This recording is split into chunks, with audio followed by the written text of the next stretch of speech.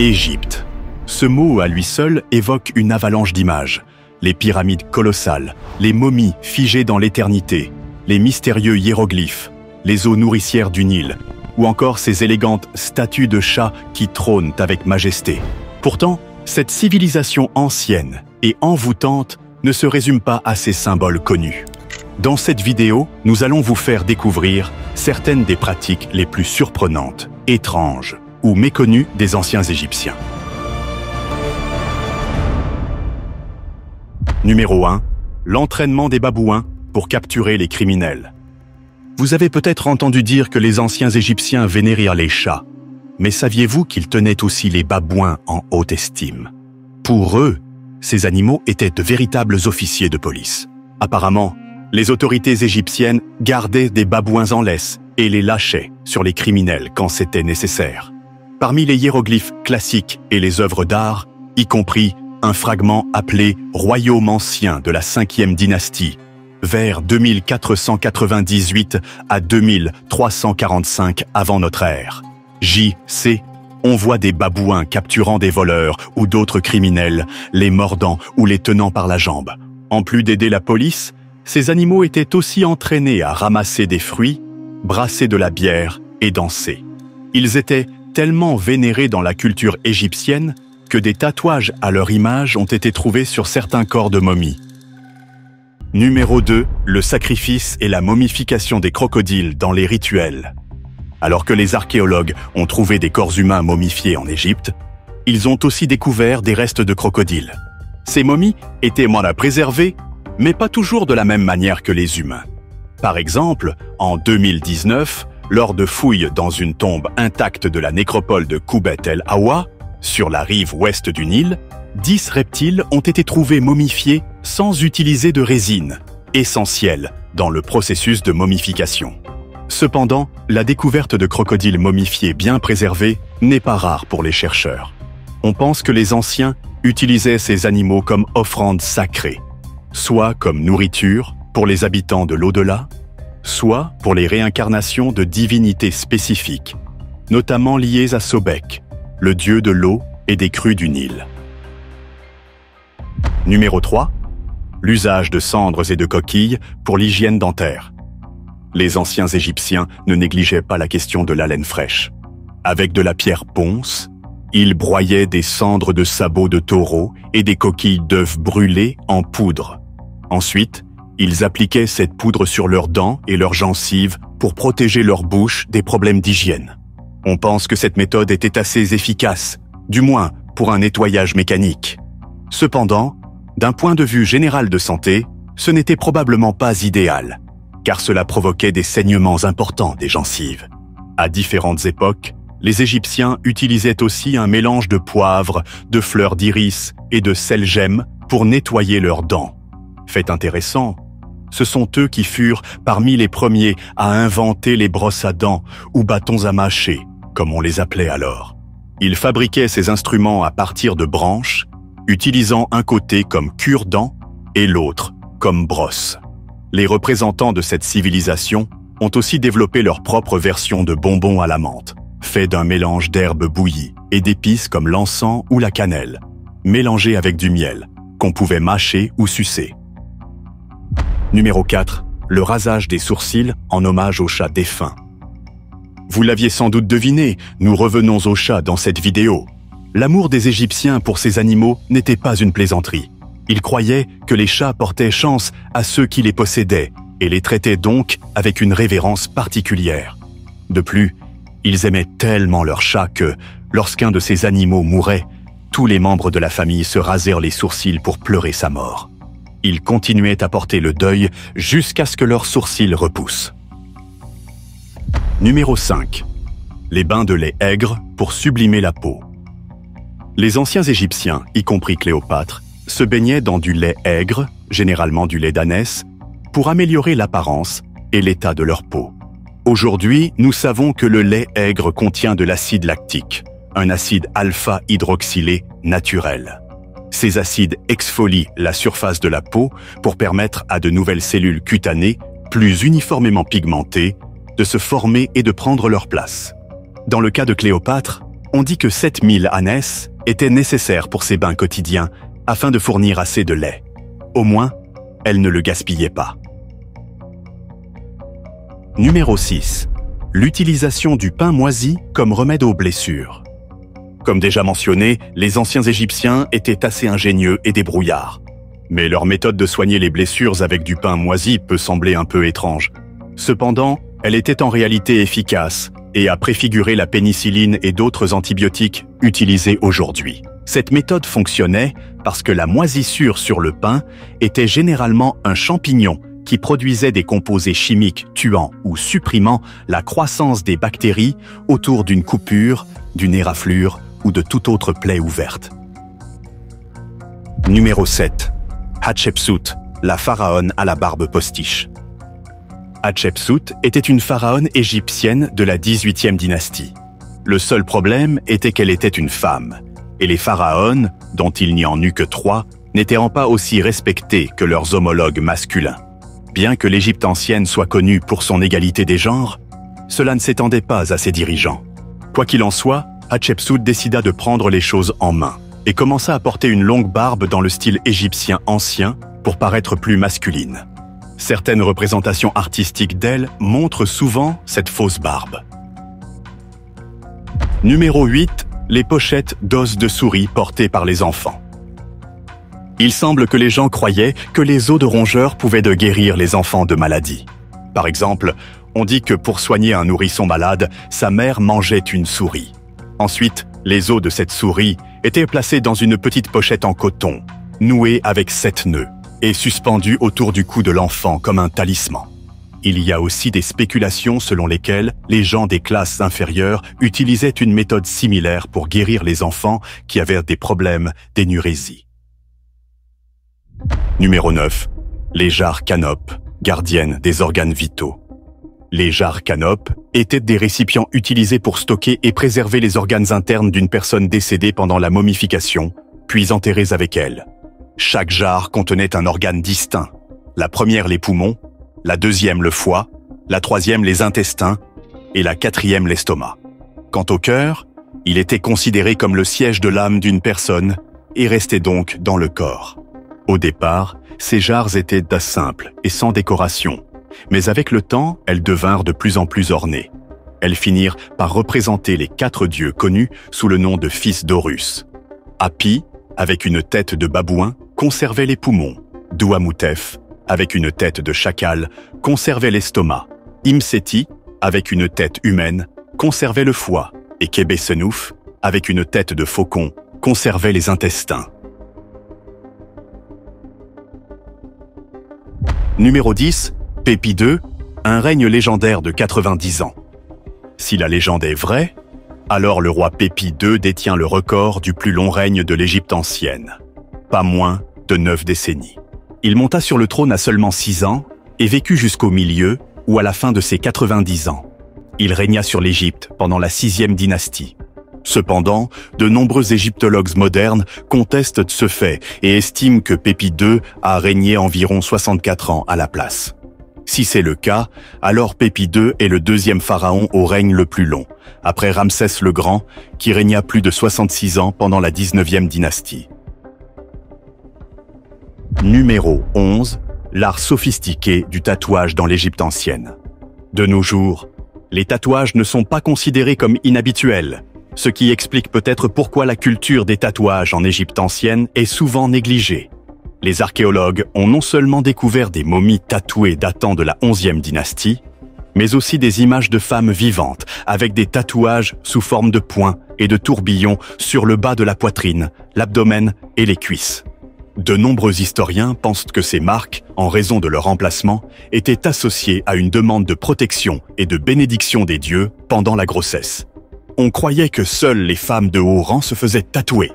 Avec le temps, les dessins de tatouage devinrent plus détaillés et ressemblaient souvent à des représentations de divinités. Cela servait à rendre hommage à un dieu ou une déesse. Le processus pour se faire tatouer avait aussi une signification spéciale. Il était considéré comme rituelique et commençait par la création d'un pinceau plat pour tatouer. Ce pinceau était fait d'un nombre impair d'aiguilles attachées ensemble. généralement 3, 7 ou 9, nombres auxquels les Égyptiens attachaient une signification particulière. Après avoir fabriqué le pinceau, on le trempait dans de la suie de charbon ou de la poudre d'indigo, puis on perçait la peau à plusieurs reprises. La suie et l'indigo ont des propriétés antiseptiques qui aidaient à prévenir les infections. Une fois le tatouage terminé, on le frottait avec diverses herbes et huiles, ce qui aidait à la guérison et à fixer les agents colorants. Numéro 12. Le pain et la bière, monnaie d'échange quotidienne. Comme nous l'avons déjà mentionné en parlant des babouins brasseurs de bière, les anciens Égyptiens semblaient adorer cette boisson et l'utilisaient, avec le pain, comme monnaie entre commerçants. On pensait que la bière et le pain jouaient un rôle central dans les offrandes aux dieux et aux ancêtres défunts. En fait, certains estiment que les soldats et environ 10 000 ouvriers qui ont construit les pyramides étaient payés en bière et en pain. Les Égyptiens les aimaient tellement qu'ils croyaient que c'était un signe que les dieux étaient mécontents d'eux lorsque le Nil débordait ou quand ils ne pouvaient pas cultiver assez de récoltes pour produire suffisamment de bière et de pain pour tout le monde. Numéro 13. La construction de toilettes dans les tombes pour l'éternité. Les anciens Égyptiens intégraient des toilettes dans les tombes des défunts. Cela s'explique par leur croyance que les morts vivaient encore, mais dans un autre monde. Ainsi, des commodités comme la nourriture, l'eau, les salles de bain, etc. restaient nécessaires. Numéro 14. Le voile sacré des cheveux pharaoniques. Les cheveux des pharaons étaient considérés comme sacrés et ne devaient jamais être vus. Les dirigeants portèrent toujours une couronne ou un couvre-chef appelé le némès. Ces expressions spécifiques de mode distinguaient les pharaons des gens ordinaires, qui n'étaient pas autorisés à porter des couvre-chefs. Numéro 15. Les sandales ornées des visages des ennemis vaincus. Le roi Toutankhamon portait délibérément des sandales avec les visages de ses ennemis dessinés sur la semelle pour marcher dessus. Au moins 80 paires de chaussures ont été trouvées dans sa tombe, dont au moins une paire avec un captif africain représenté sur la semelle intérieure d'une chaussure et un captif asiatique sur l'autre. Ces personnes représentaient les ennemis du royaume de Toutankhamon. Numéro 16. Les hiéroglyphes, un langage sans voyelles. Les hiéroglyphes, bien qu'ils comportent 2000 caractères, ne contenaient que des consonnes. Il n'y avait pas de voyelles. Donc, nous ne saurons jamais comment les Égyptiens prononcèrent leurs mots à l'époque ancienne. Cependant, selon certaines données, l'équivalent de la lettre E était parfois inclus dans les hiéroglyphes. De plus, les hiéroglyphes sont considérés comme l'un des plus anciens systèmes d'écriture de l'histoire humaine. Numéro 17. Le scarabée, symbole sacré de régénération. La famille des scarabées compte actuellement plus de 30 000 espèces de coléoptères dans le monde. On les appelle souvent scarabées ou coléoptères scarabées. Les anciens Égyptiens croyaient que le scarabée avait de puissantes capacités de régénération. Ils pensaient que ce petit coléoptère répétait le chemin du soleil. Tout comme le soleil traverse le ciel en émettant lumière et chaleur, le scarabée roule sa boule de bouse contenant des œufs d'est en ouest, jusqu'à ce que les embryons mûrissent et émergent à la lumière. Le symbole de ces insectes est visible dans l'art et les bijoux. Les scarabées sont aussi associés au dieu Khépri, dieu du soleil levant, Atum, dieu du soleil couchant, et Ra, dieu personnifiant le soleil. Numéro 18. Les chasse-mouches façonnées à partir de queues de girafe. Cet exemple est assez simple. Les anciens Égyptiens fabriquaient des chasse-mouches à partir de queues de girafe. Ils étaient non seulement fonctionnels, mais aussi considérés comme extrêmement à la mode. La fonctionnalité de ces chasse-mouches est assez logique, car les girafes et de nombreux autres animaux utilisent leur queue pour éloigner les insectes de leur corps. Numéro 19. L'élevage d'animaux insolites comme compagnons domestiques.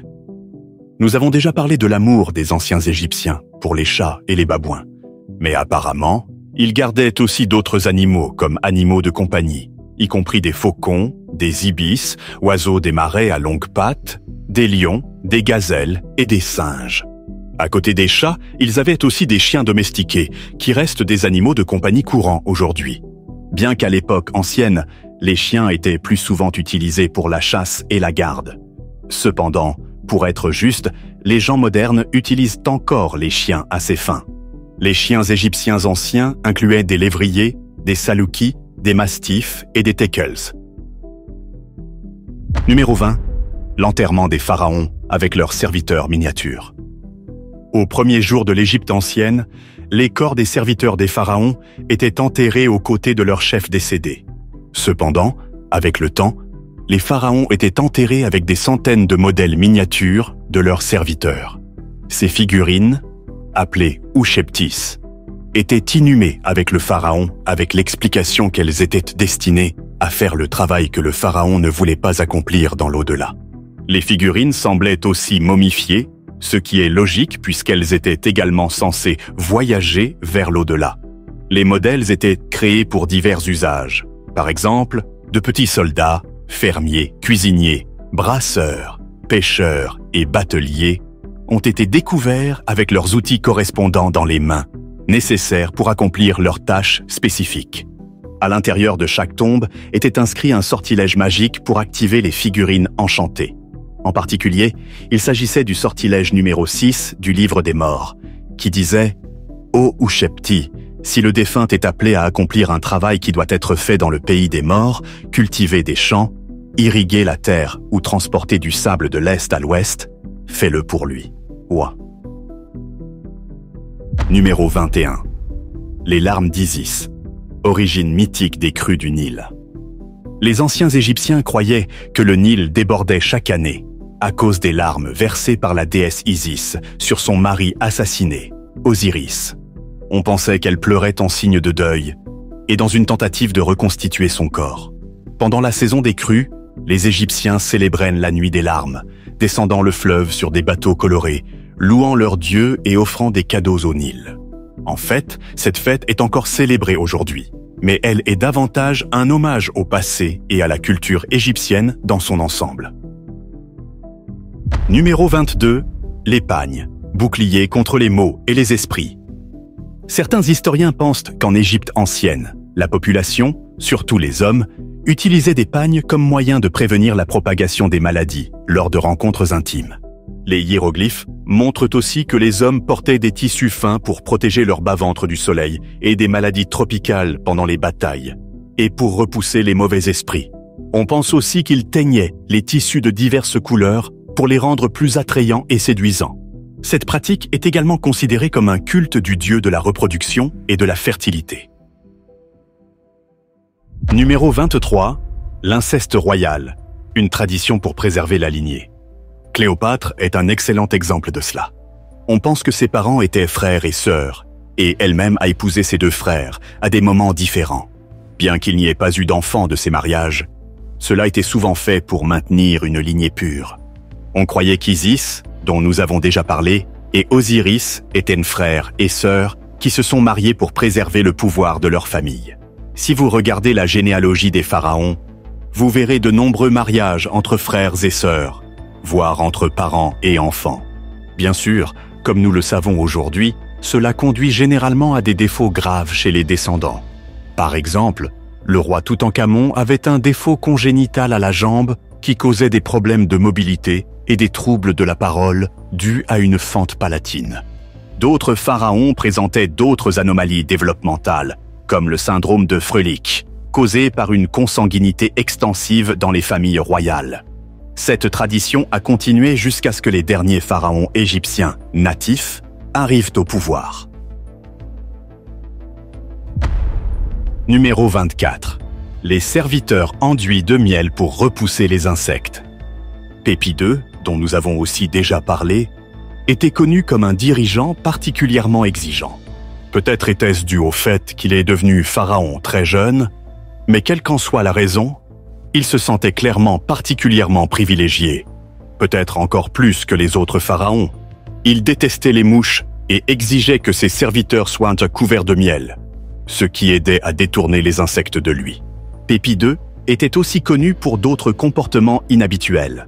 Une fois, Il demanda à Arkouf, le chef d'Assouan et responsable d'une des expéditions envoyées en Nubie, de capturer un pygmée, une personne de petite stature, et de l'amener à la cour pour danser pour le dirigeant. Mais il est intéressant de noter que le mépris de Pépi II pour les mouches ne reflétait pas l'attitude des autres Égyptiens envers ces insectes. Au contraire, grâce à leur agilité et leur persévérance inébranlable, les mouches étaient très respectées. Les soldats qui montraient un héroïsme particulier au combat étaient même récompensés avec des mouches dorées. Numéro 25. L'enveloppement des défunts dans des kilomètres de lin. Commençons par un fait intéressant. L'invention de la momification est attribuée non pas aux anciens Égyptiens, mais aux Sud-Américains. On pense qu'ils faisaient cela 2000 ans avant que la première personne ne soit momifiée en Égypte. Les Égyptiens cherchaient à préserver le corps du défunt pour qu'il puisse être utilisé dans l'au-delà. Le processus dans son ensemble était assez complexe et chaque étape devait être précise et mesurée. L'une d'elles consistait à envelopper le corps dans du tissu dont la longueur dépassait 1,5 km. Il faut noter qu'en Égypte ancienne, tout le monde n'avait pas la possibilité de devenir une momie et d'aller dans l'au-delà. C'était un privilège réservé aux membres riches de la société. Après que le corps était séché et enveloppé dans du tissu, il était placé dans un sarcophage en pierre. Celui-ci était souvent décoré de sculptures ou de peintures et des objets spéciaux comme des cruches, des figurines et des animaux momifiés y étaient placés.